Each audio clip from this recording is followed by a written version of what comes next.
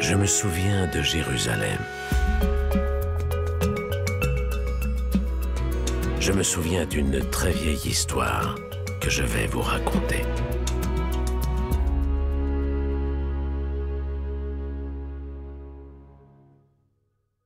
Élie à l'Horeb, le presque silence de Dieu.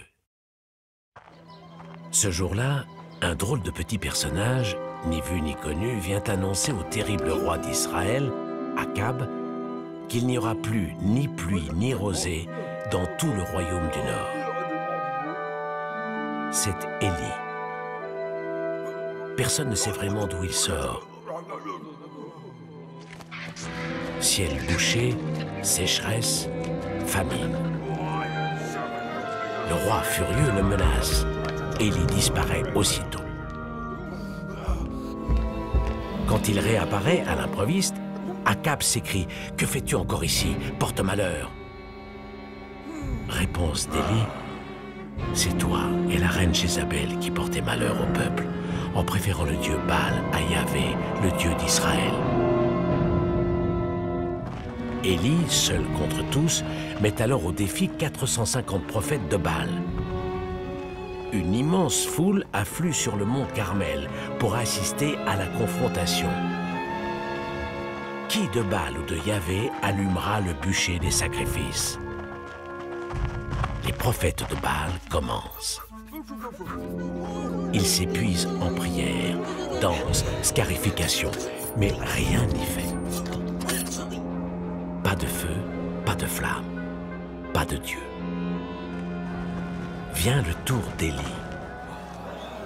Il s'avance. Il appelle Yahvé, son Dieu, et un grand feu surgit qui dévore tout sur son passage. Élie, victorieux, égorge alors tous les prophètes de Baal. La pluie revient enfin sur le royaume du Nord. Mais Élie disparaît précipitamment, menacé de mort par la reine Jézabel.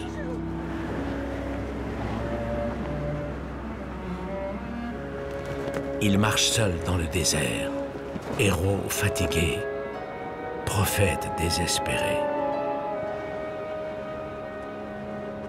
Il s'écroule sous un genêt. « Assez, dit-il, je préfère mourir. À quoi bon poursuivre? Je ne fais pas mieux que mes pères. » Élie s'endort.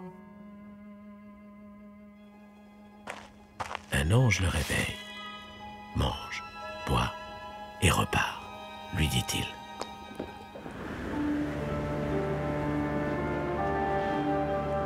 Élie repart et marche dans les pas de Moïse, 40 jours, 40 nuits dans le désert. Mais arrivé à la montagne de l'Horeb, où Dieu apparut autrefois à Moïse, personne. Soudain, une voix. « Que fais-tu ici ?» « Je suis seul, répond Élie. Il n'y a plus que moi pour défendre l'amour de Dieu. Les autres préfèrent Baal et ses singeries. »« Dieu va venir, répond la voix. Mais Dieu ne vient plus et ne répond plus comme autrefois, ni dans le vent des montagnes, ni dans la terre qui tremble, ni dans le feu.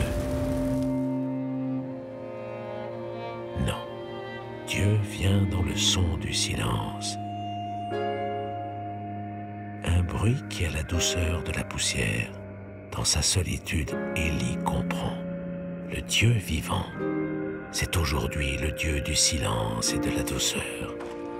Élie peut retourner alors vers Israël. Il disparaîtra plus tard dans le ciel.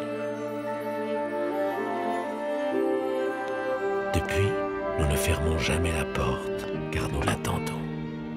Et nous gardons sa chaise vide parmi nous.